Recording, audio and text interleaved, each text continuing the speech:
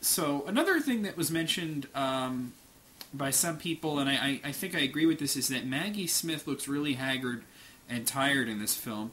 Obviously, she's getting on in years, and I hope that she makes it for the last 2 movies. I guess that the last book is going to be 2 movies. Because that would suck if she died and the role was unfinished. She's so good as Professor McGonagall. She looked really drawn and tired in this one.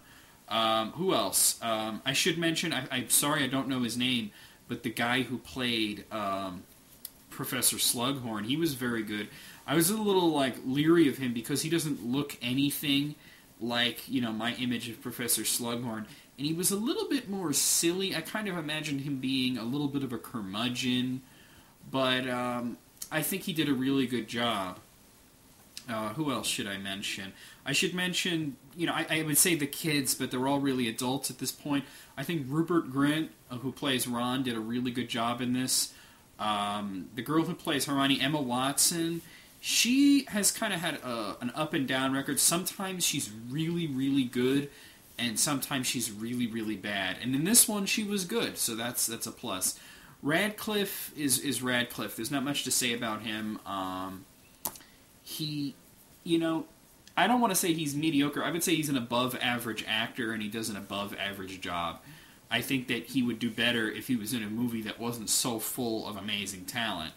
Tom Felton, who plays Draco Malfoy, he was really good. He got that whole tortured soul thing going, and for the first time in the movie series, you feel bad for Malfoy. The movies kind of treated him less as, an evil bastard and more as a kind of a whiny, cowardly bully type character.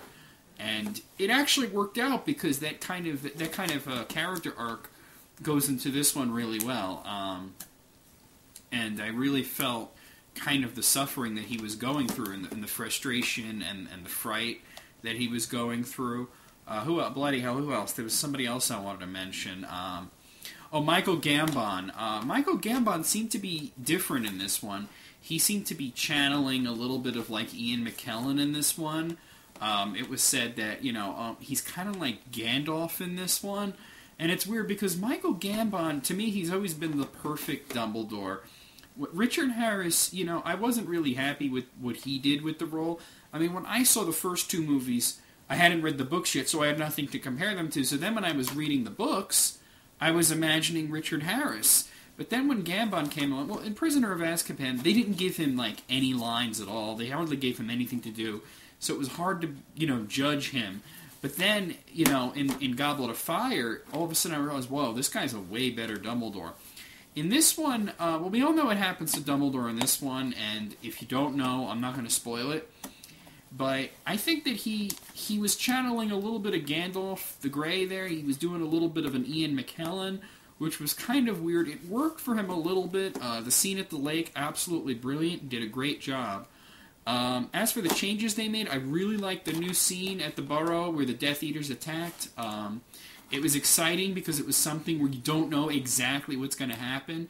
And, it was pretty intense. The added scenes with Lavender Brown were very funny. I thought that they took her from somebody who was a character who was just kind of irritating to a character who was totally, obsessive and, you probably had known teenage girls like that at one point, so it kind of hits home there.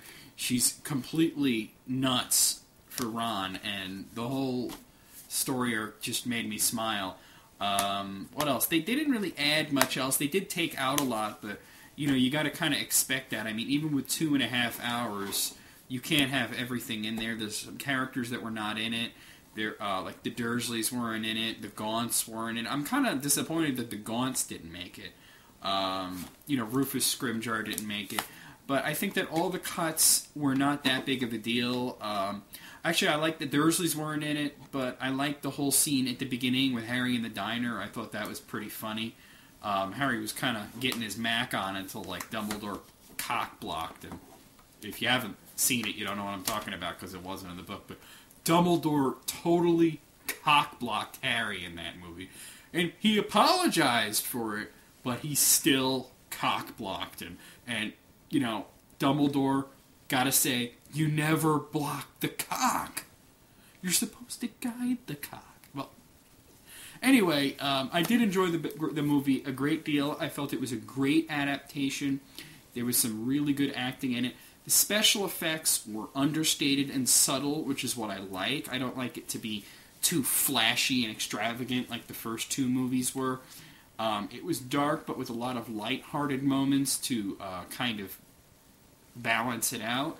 Some people were calling it a romantic comedy. I can't really say that that's accurate, but it does have a little bit of something for everybody. So, gotta say, 2 thumbs up, 4 stars, whatever the fuck you want to hear.